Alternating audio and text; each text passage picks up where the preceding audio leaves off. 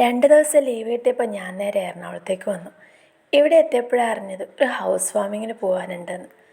ഞങ്ങളുടെ നാട്ടിലിതിനെ കുടിയോലെന്നും പാലുകാച്ചലെന്നും കയറിക്കൂടലെന്നൊക്കെ പറയൂ കേട്ടോ. വൈപ്പിനിലാണ് വീട്. വീടല്ല, ഫ്ലാറ്റാട്ടോ.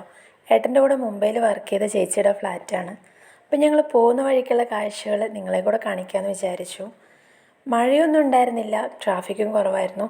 അതുകൊണ്ട് വളരെ എളുപ്പം അവിടെ എത്താൻ പറ്റിയിട്ടോ. പോകുന്ന വഴിക്കാണ് മറൈൻ ഡ്രൈവിലുള്ള ഫെഡറൽ ബാങ്കിൻ്റെ ഓഫീസ്. ഇവിടെയാട്ടോ ഏട്ടൻ വർക്ക് ചെയ്യുന്നത്.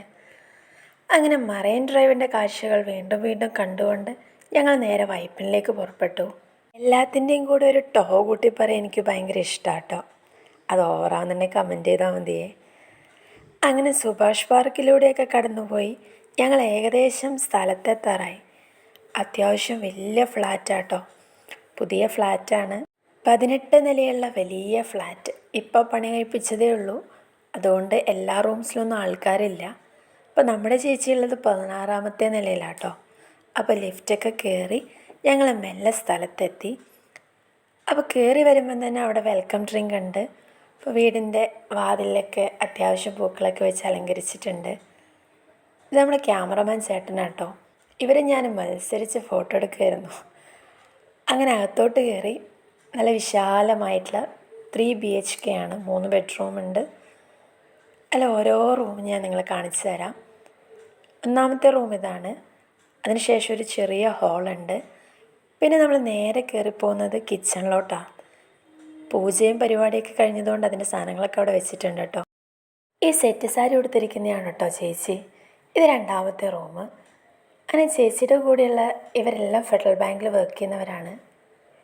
ഒരു ഹായ് പറയാൻ പറഞ്ഞിട്ടുണ്ട്. അപ്പോഴാണ് എല്ലാവരും ഒന്ന് ശ്രദ്ധിക്കുന്നത് നമ്മുടെ ക്യാമറയിലേക്ക്. പിന്നെ ചേച്ചിയുടെ കാര്യം ഭയങ്കര സ്വീറ്റാട്ടോ. ഭയങ്കര ക്യൂട്ടാണ് കാണാൻ. ശരിക്കും പറഞ്ഞാൽ ചേച്ചി ഞാൻ ആദ്യമായിട്ട് കാണുന്നത്. പക്ഷേ ചേച്ചിക്ക് എന്നെ നേരത്തെ അറിയാം. കാരണം ചേച്ചി എൻ്റെ സബ്സ്ക്രൈബറാണെന്ന്. അത് കേട്ടപ്പോൾ അയ്യോ ഒന്നും പറയണ്ട. ഈ ഫാൻസിൻ്റെ ഒരു കാര്യം. പിന്നെ ഞങ്ങൾ 18ാമത്തെ നിലയിൽ കയറി. 18ാമത്തെ നിലയിൽ ഏറ്റവും മുകളിലായിട്ടാട്ടോ സ്വിമ്മിംഗ് പൂളുള്ളത്. അവിടുന്ന് താഴോട്ട് നോക്കിയുള്ള കാഴ്ച ശരിക്കും പറഞ്ഞറിയിക്കാൻ പറ്റില്ല. അത്രയും ഭംഗിയാണ് കാണാൻ. ഇന്ന് വന്നില്ലായിരുന്നെങ്കിൽ ശരിക്കും ഭയങ്കര ഒരു നഷ്ടമായി പോവായിരുന്നു. ഫോട്ടോസൊക്കെ എടുത്ത് ഇനി നേരെ നമ്മുടെ സെക്ഷനിലേക്ക്.